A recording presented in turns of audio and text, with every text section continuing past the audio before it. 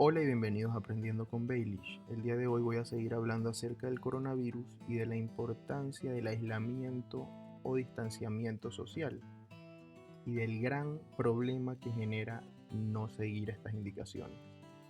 Les voy a contar una historia con la ayuda de esta pizarra en blanco. Imaginemos que este es un hospital que tiene varias áreas.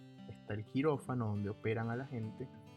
Está la consulta externa donde acuden pacientes estables a sus controles médicos, pero también existen lugares dentro de un hospital donde hay camas para hospitalizar pacientes.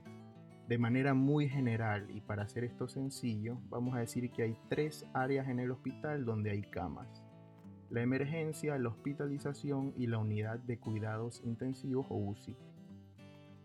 Debemos saber que existe un número limitado de camas en todos los hospitales. En este ejemplo de aquí van a haber 50, repartidas de la siguiente manera: 10 para la emergencia, 25 para la hospitalización y 15 para UCI. La pregunta que propongo realizar ahora es: ¿quiénes requieren hospitalización en UCI?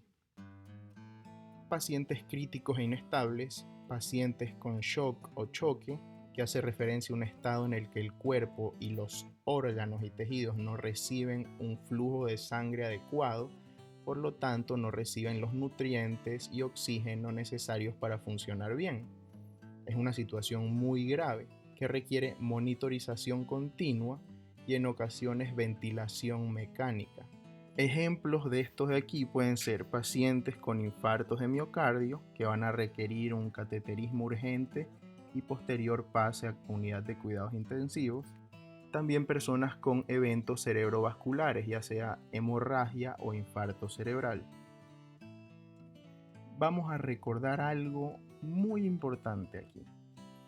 El mundo antes de COVID-19 tenía emergencias médicas, las de toda la vida.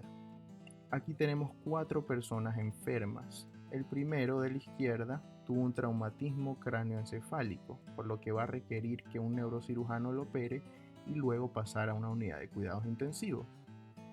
La señora de acá tiene un infarto agudo de miocardio, por lo que necesita un cateterismo urgente y luego pasar a una unidad de cuidados coronarios o unidad de cuidados intensivos.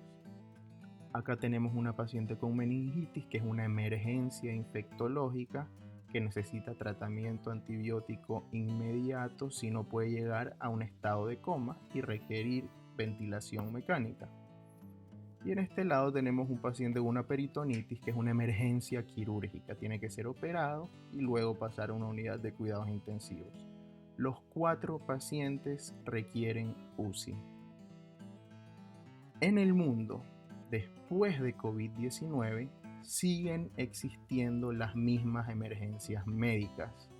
Las personas siguen infartándose, siguen teniendo neumonías bacterianas, siguen teniendo meningitis, etcétera, etcétera. Sin embargo, pese a que se le ha dicho a las personas que permanezcan en casa para evitar contagios por coronavirus, obviamente están excluidas personas con emergencias médicas como infarto de miocardio. Si te estás infartando, tienes que ir a una emergencia, no te vas a quedar en tu casa. Pero estos 4 individuos que les pongo en pantalla han salido de sus domicilios de manera innecesaria. El primero se fue a una fiesta de disfraces. La Lannister se fue a reunir con Varys a conversar. Y este tipo está yendo en bicicleta al supermercado a comprar 70 rollos de papel higiénico. Imaginemos que los 4, por salir, adquieren la infección por coronavirus, regresan a sus casas y si viven con ancianos, pacientes diabéticos, hipertensos o inmunodeprimidos, pueden contagiarlos y en ellos aumenta el riesgo de desarrollar una enfermedad con síntomas más graves. Recordemos que en nuestro hospital habían 15 camas en UCI, de las cuales en este momento 10 están ocupadas y 5 están libres. Tenemos 8 pacientes, 4 con las emergencias médicas de toda la vida, e imaginemos que estos 4 adquirieron una neumonía grave por coronavirus. Los 8 pacientes requieren UCI. Sin embargo, hay 5 camas libres para 8 pacientes críticos. Aquí es cuando ocurre el colapso del sistema sanitario. Si usted presenta síntomas de COVID-19, lo ideal es llamar a su médico o llamar al número de emergencias que haya establecido la autoridad de salud de su país, antes de acudir al hospital o al centro de salud. Yo ya hice un video que se llama Coronavirus, tratamiento en casa o en el hospital, en el que en una pizarra les explico los pasos a seguir en caso de presentar síntomas de COVID-19. Si los síntomas que presenta son leves, lo mejor es el aislamiento en domicilio por al menos 14 días.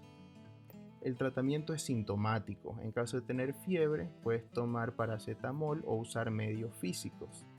Hay que mantenerse bien hidratado, reposar y obviamente seguir las medidas de higiene recomendadas.